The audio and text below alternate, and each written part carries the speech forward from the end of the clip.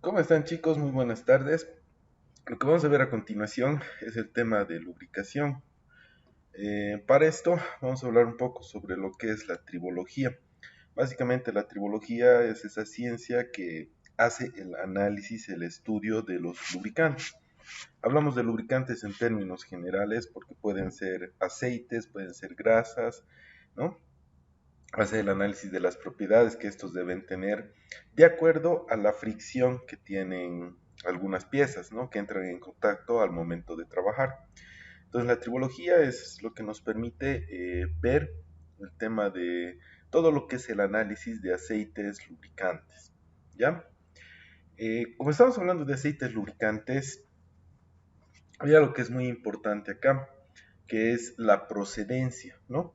Bueno, si bien hay aceites que se pueden extraer a través de procesos químicos, eh, también procesos naturales, ¿no?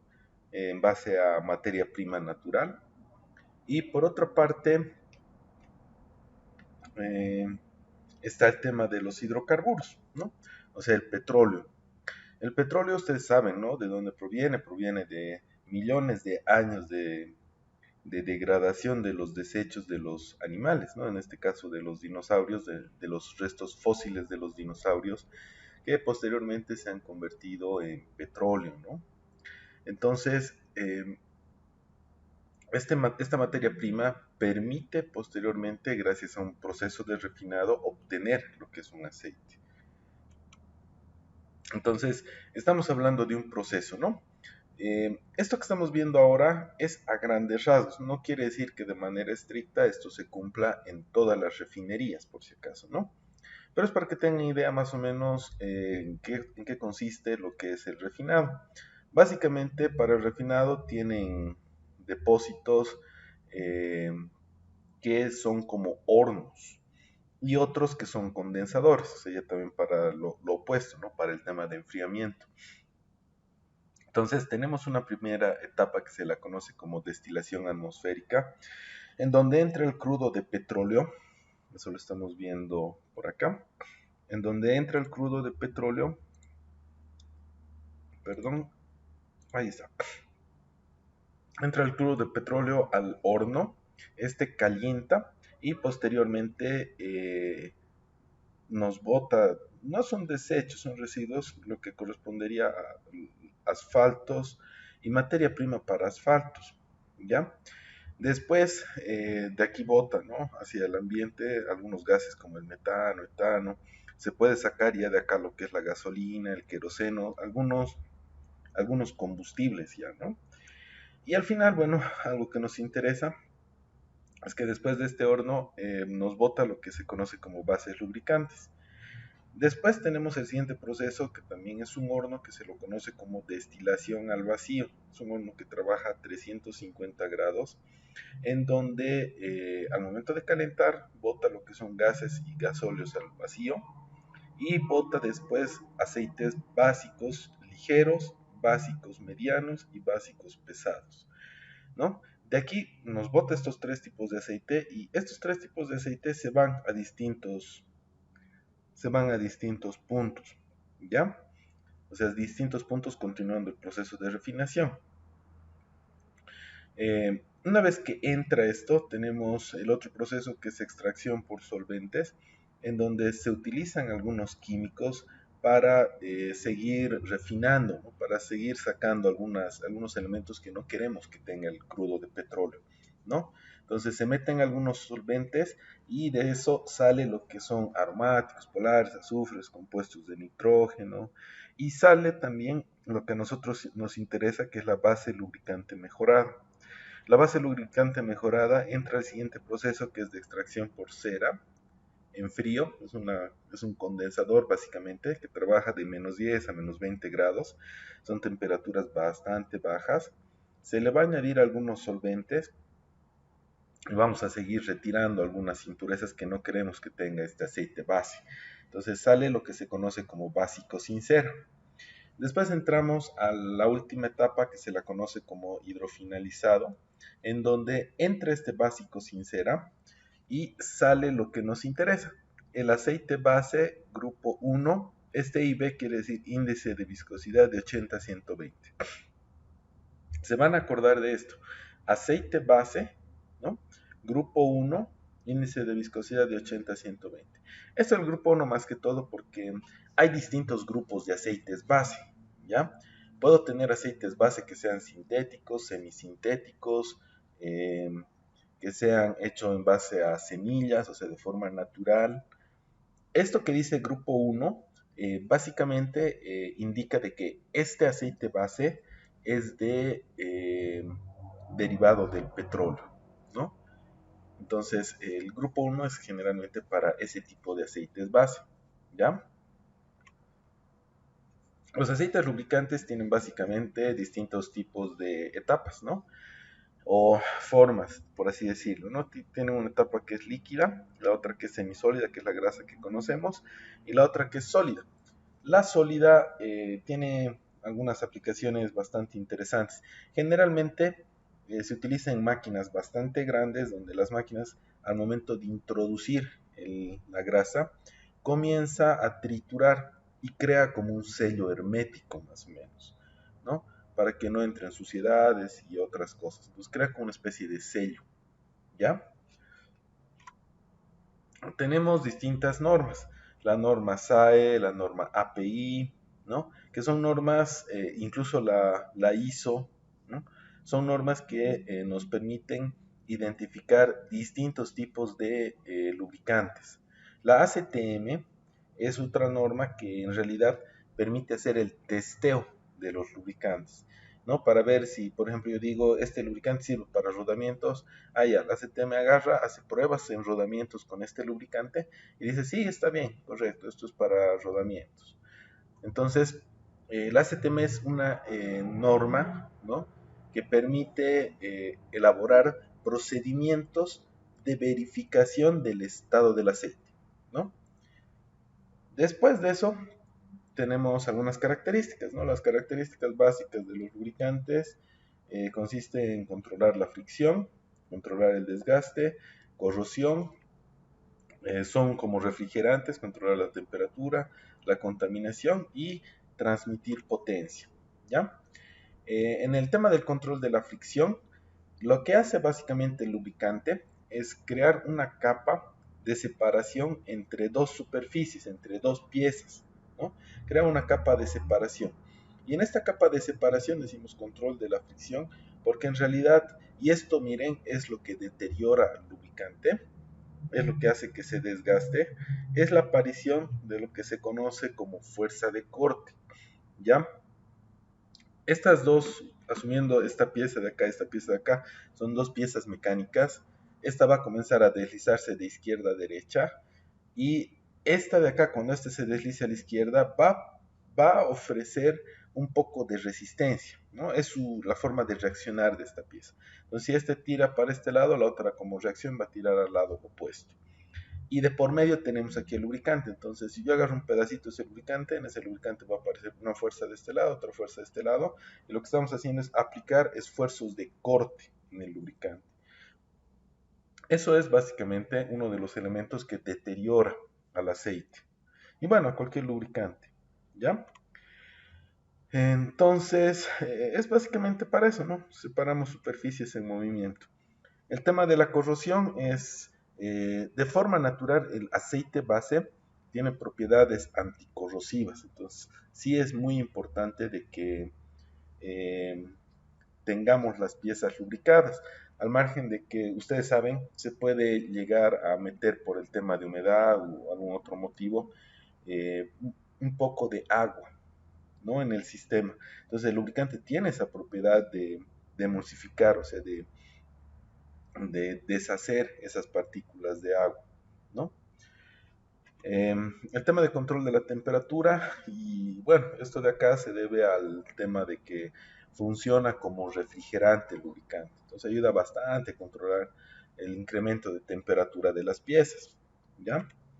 El tema de la contaminación, les decía, ¿no? Los lubricantes tienen propiedades para deshacer esas partículas de humedad, esas partículas de agua y también para partículas de suciedad. Pero ojo, tengan cuidado con el tema del lubricante en el sentido de que El lubricante es como una especie de pistola con balas, ¿no? No tiene balas infinitas, es una pistola, no sé, con 8 balas, por ejemplo, ¿no? A medida que vaya entrando más contaminación, va a trabajar más el lubricante y va a gastar más balas, hasta que llega el punto en que ya no tenga balas y en ese caso el lubricante ya no sirve, ya no cumple la función de lubricación, ¿no? Entonces, el lubricante por eso es que tiene tiempo de vida útil, ¿no? En función de cómo está trabajando. El tema de transmisión de potencia es sencillo, ¿no? Es básicamente el tema de actuadores hidráulicos, ¿no? Entonces, el aceite no es compresible si comparamos, por ejemplo, con el tema del aire comprimido. Entonces, eso da lugar a que pueda producir grandes esfuerzos, ¿no? Entonces, los aceites base de lubricación básicamente pueden ser minerales, lo que se conoce como los procedentes de los hidrocarburos, pueden ser sintéticos, hechos en laboratorio en base a químicos, y los vegetales, ¿no? Hechos en base a elementos naturales que nosotros tenemos, ¿no? Uno de ellos podría ser las semillas de girasol, por ejemplo, ¿no? Incluso se está investigando ahora de sacar del arroz también, pero bueno, eso ya es más proceso de investigación de los químicos. Entonces, ¿cómo se ven físicamente? Tenemos el aceite sintético, miren, es más transparente. El grupo uno habíamos visto que era el aceite mineral, ¿no? El que proviene del petróleo, tiene este color más o menos. Y el grupo 2 que es semisintético es bastante parecido al sintético. Una vez que tenemos todos estos elementos, ¿no? Ha tenido el proceso de refinación y tenemos nuestro aceite base. Podemos tener aceite base mineral con el proceso de refinación del petróleo, podemos tener aceite sintético o podemos tener aceite base vegetal también. Al final, la idea es que tengamos aquí un aceite base. Este es el sector que se lo conoce como blending. El blending es un área donde se hace el mezclado, ¿no? Entonces, estos que estamos viendo acá son distintos depósitos donde tenemos lo que se conoce como aditivos. El aditivo lo que hace es mejorar las propiedades que tiene el lubricante o si no, aumentar otras propiedades que no tiene, ¿ya? Y después de eso, bueno, aquí tenemos un agitador que es como una especie de licuadora enorme, ¿no? Donde comienza a mezclar. Finalmente tenemos el producto terminado. Estos de acá son coeficientes de fricción, pero no los vamos a mencionar. Lo que sí valdría la pena mencionar es cuál es la diferencia entre baja viscosidad y alta viscosidad. La baja viscosidad, ¿qué es lo que hace? Tiende el aceite a fluir muy rápidamente, ¿no? En la alta viscosidad es al revés, lo hace de forma más lenta, ¿no? Entonces, una diferencia, ¿no? Entre aceite que tenga baja viscosidad es que es un aceite que puede fluir de forma bastante rápida, ¿no? Y baja o alta viscosidad es todo lo contrario, ¿no? Fluye de forma más lenta. Estas son algunas unidades, ¿no? Que manejan el tema de la viscosidad, que bueno, se los voy a dejar acá para que ustedes puedan darle una revisadita. Eh, y entramos en lo que es la tablita de bases lubricantes. Esta es lo que se conoce como clasificación API de lubricantes. Acá nosotros tenemos los cuatro, bueno, en realidad son 5 grupos, los 5 grupos de aceites lubricantes, ¿no? El grupo 1 es mineral, el grupo 2 y 3 es sintético, semisintético, o perdón, son semisintéticos, y el grupo 4 y 5 son completamente sintéticos, ¿no? Son estos de acá. La característica de los semisintéticos es que tienen propiedades del índice de viscosidad bastante elevadas, ¿no? Como en este caso, por ejemplo, los netamente sintéticos llegan más o menos hasta los 140, ¿sí? Em, Esta característica de alto índice de viscosidad es lo que le da también el costo. Estos lubricantes son bastante costosos, ¿ya? Por otra parte, tenemos acá la tabla de aceites lubricantes ISO BG, ¿no? Eh, Tenemos aquí los de grado SAE, son tablitas de selección, ¿no? Estos son aceites de motor. Estos son para cajas de engranajes. Y tenemos también otra norma según la API también se utiliza bastante para lo que son cajas reductoras, que es la clasificación API para engranajes, ¿no? Entonces, hay algunos que son obsoletos, ¿no? Por ejemplo, el GL6, el GL3, el GL1 y el GL2. El que generalmente se utiliza para cajas de engranajes es el GL4, o si es para equipos muy grandes que requieren un poco más de lubricación, trabajan con con presiones bastante elevadas, pueden trabajar con GL5, ¿no? Que es uno que tiene un aditivo de extrema presión, ¿ya? En cambio este de acá es de media presión, ¿ya? Tenemos también lo que son los multigrado, ¿no? Los aceites que normalmente nosotros utilizamos. ¿Qué consisten estos multigrado? En que básicamente tiene dos propiedades el lubricante, ¿no? Puede trabajar en condiciones de verano y en condiciones de invierno. La temperatura ambiente afecta al lubricante, entonces es básicamente eso, ¿no? Esta tablita de acá permite estandarizar. ¿Qué quiere decir esto de estandarizar? Permite controlar lo que es, si yo tengo por ejemplo acá un ISO-BG, puedo homologar o puedo ver uno parecido en grado SAE, ¿no? Entonces, esta tablita de acá permite hacer la homologación, ¿no? Tener un lubricante y buscar otro parecido. Tenemos también lo que se conoce como el servicio API, ¿no? El servicio API nos da más o menos el año de revisión del lubricante. Lo que pasa es que el lubricante se va actualizando a medida que va pasando el tiempo. ¿Por qué? Porque los equipos también se actualizan, se vuelven más sofisticados, por así decirlo, ¿no? Aquí yo les pongo un ejemplo, o sea, una movilidad de 1900 no es lo mismo que una movilidad del 2020, por ejemplo, ¿no? Entonces, un servicio API es esas características de actualización del lubricante que tiene, ¿no? Cada ciertos años. Entonces, es lo que les decía, ¿no?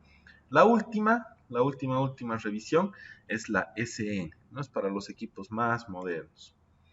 Tenemos distintos tipos de aditivos, ¿no? Detergentes que son para limpieza, dispersantes que es para separar los contaminantes, antioxidantes, anticorrosivos, demulsificantes, antidesgaste, de extrema presión, depresores de punto de escurrimiento, antiespumantes, modificadores del índice de viscosidad para que se vuelva más viscoso, ¿no? Más o menos la relación que nosotros tenemos de selección de un lubricante es alta velocidad, baja viscosidad. Si nosotros tenemos una máquina que trabaja con alta velocidad, el lubricante debe ser de baja viscosidad. Si tenemos baja velocidad, tiene que ser al revés, tiene que tener una viscosidad más alta, ¿no? En cuanto a las cargas, alta viscosidad, cargas altas. Cargas bajas, baja viscosidad, ¿sí? Entonces, más o menos esta la relación de la selección de los equipos o de los lubricantes, ¿no? Algunos elementos que hay que tomar en cuenta es cuando nosotros mezclamos los lubricantes, por ejemplo, puede ser que haya incompatibilidad de básicos, incompatibilidad de aditivos. Básicamente hay como una especie de reacción química cuando mezclamos lubricantes entre una marca y otra incluso. Por eso no es bueno cambiar así nomás la marca. Eh, Hay una reacción química que produce todo lo que estamos viendo acá, ¿no? O sea, puede producir, no es que produce directamente, pero puede producir, ¿ya? Hablamos ahora de las grasas. La diferencia del aceite y de la grasa es que, bueno, la grasa toma en cuenta el aceite base que nosotros hemos visto, tiene también aditivos, pero le suma lo que son agentes espesantes, lo que se conoce como jabones. Hay jabones de litio, calcio, sodio, poliurea, ¿no? De distintos materiales. Entonces, básicamente la diferencia es que en los aceites es aceite base y aditivos, y en las grasas es aceite base, aditivo y agente espesante, ¿no?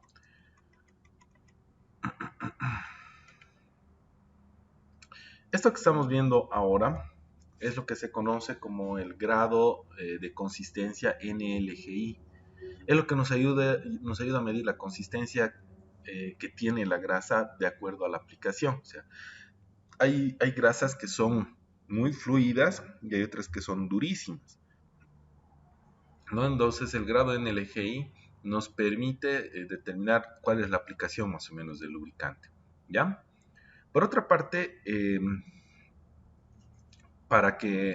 bueno, aparte de eso, si yo tengo un aceite, perdón, una grasa que es grado NLGI2, y es en realidad lo que nosotros vamos a hacer, por ejemplo, en laboratorio, la siguiente clase, hay equipos para poder medir, para sacar una muestra y hacer ensayos, y de esa manera poder medir lo que básicamente vendría a ser el grado de consistencia. Si este grado de consistencia de la grasa inicialmente cuando la compré era 2, entonces debo controlar que siga siendo 2. Entonces, ¿qué pasa? Ah, no, ahora ya está como 0, se ha deteriorado tanto que ahora está semifluida. O puede ser todo lo opuesto, o sea, puede ser que se haya secado, que el aceite base se haya salido, básicamente se haya separado del agente espesante, entonces se ha vuelto más dura la grasa. Entonces puede que esté con un 4, por ejemplo, ¿no? Entonces es importante revisar siempre la consistencia, ¿no? Después tenemos los lubricantes sintéticos, ¿no? Como les decía, son hechos de laboratorio, que tienen índices de viscosidad mucho más elevados. Las malas prácticas de lubricación, no usar graseros sucios, si tenemos a granel el aceite lubricante, nunca botarlo al piso como lo estamos viendo acá, ¿no? Esto es clásico, no usar en los envases de Tampico antiguos lo que son los lubricantes, ¿no? Malas prácticas puede ser también el tema de aquí se ve, por ejemplo, que el lubricante ya se está desparramando de la chumacera, de los rodamientos, ¿no? Y esto se puede ver a que al momento de engrasar, al momento de poner la grasa, han roto el sello, se han puesto tanta grasa que al final han roto el sello, ¿no? Entonces hay graseros y hay otros que ya vienen empaquetados directos para colocar y lubricar. Entonces estos son más caritos, pero son más eficientes porque no tienen contacto con el medio ambiente, ¿no? El lubricante cuando ya tiene contacto con el medio ambiente puede llegar a deteriorarse, ¿sí? Muy bien chicos, entonces vamos a quedar hasta acá con esta parte de lubricación y vamos a hacer posteriormente otro videito correspondiente a la parte del manejo del kit de grasas. ¿Listo? Un saludo grande chicos, espero se encuentren todos bien.